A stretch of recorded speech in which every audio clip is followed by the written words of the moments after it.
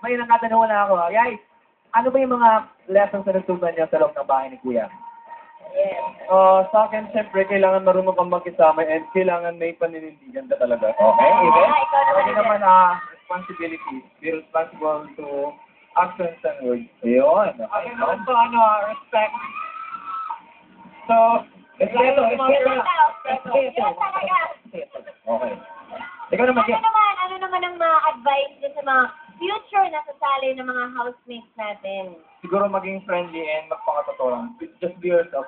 Okay. Ako naman po, Wow. Sorry siguro to, maging sorry to. magpakato sa opo. And be respectful. Okay. Ikaw, Alec, anong mga tips Ako, mo? just be understanding as much as possible. Yun.